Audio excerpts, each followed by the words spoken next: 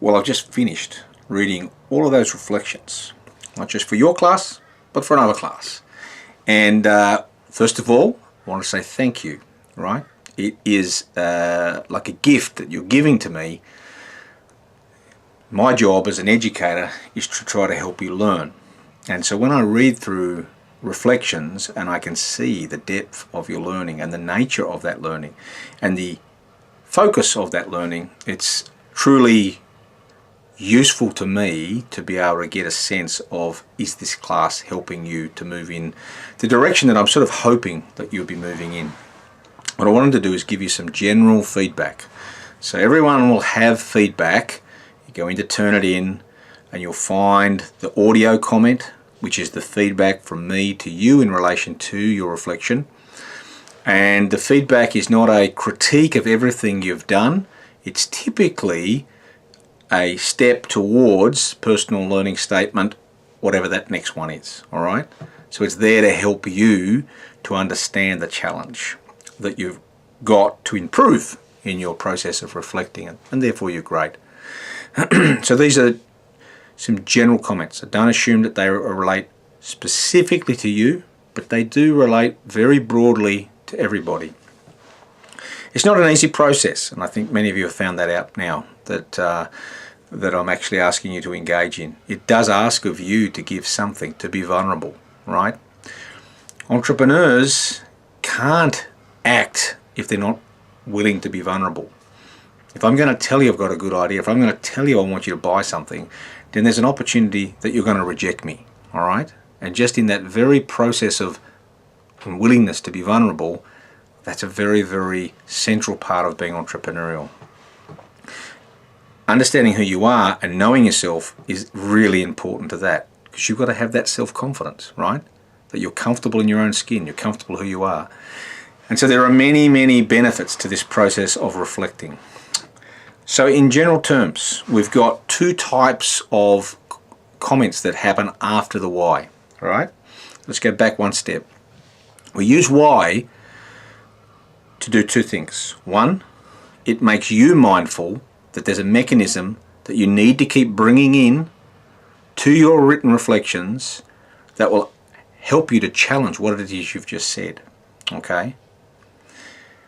Secondly, I can then see, when are you challenging yourself, okay? So the why is a benefit to you because it's, this tool on the shelf that I've got to get here and I've got to put it in to my reflections. And it helps me to see when you are challenging yourself. And then I can see how often you're challenging yourself and the nature of that challenge, okay? Now, it's much easier when you reflect, when you say things like, I believe X, Y, and Z, rather than, I have seen X, Y, and Z, right? Because if you say, I've seen X, Y, and Z, why? It's pretty hard to put a Y on the end of that, yeah? But if I believe X, Y, and Z, why?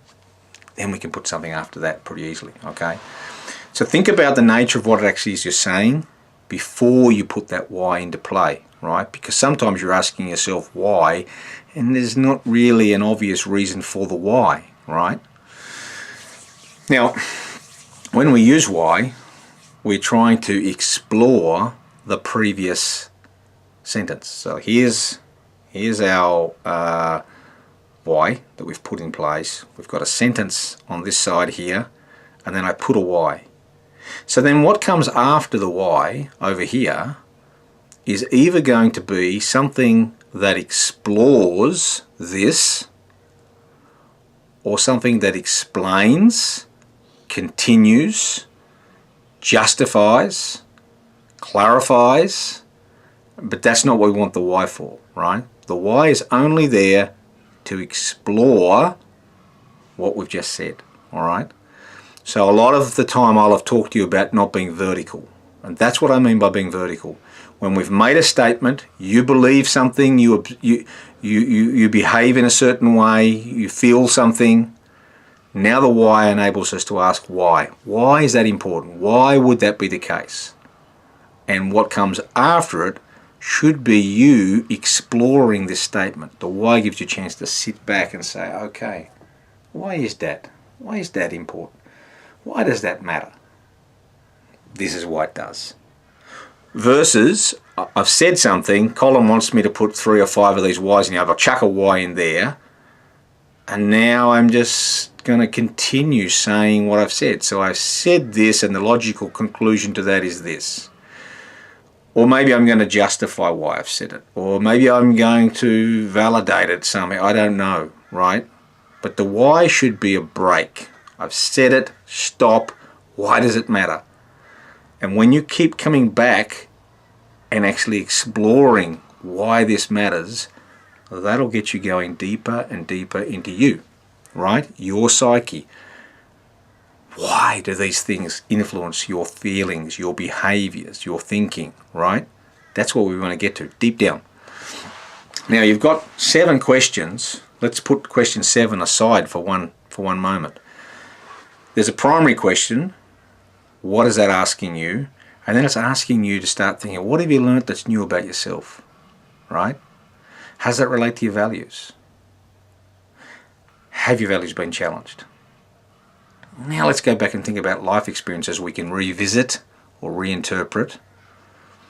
Where are other people involved in the way that you've actually been making sense of this? What other sources of information have helped you actually get through this journey? Now we can stop. But having done that, the deeper that we go in questions 1 will make it easy in question 2. The deeper we go in question 2, the easier it will be in question 3, and so on and so on and so on. Till we get to the end of it and we say, wow, okay, that was pretty exhausting, that was pretty tough. But now, having lived inside my head so deeply, what does this tell me about myself as a learner? And what can I see as a pathway forward in terms of my ability to improve?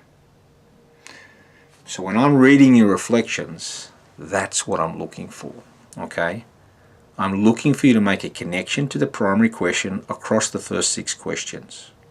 I'm looking for you to use why to show me how you've explored your beliefs and your feelings and your sense of what it is you believe in. I'm looking for, every time you've done that in one paragraph, for it to spill across and connect to the next question, right, as you go down.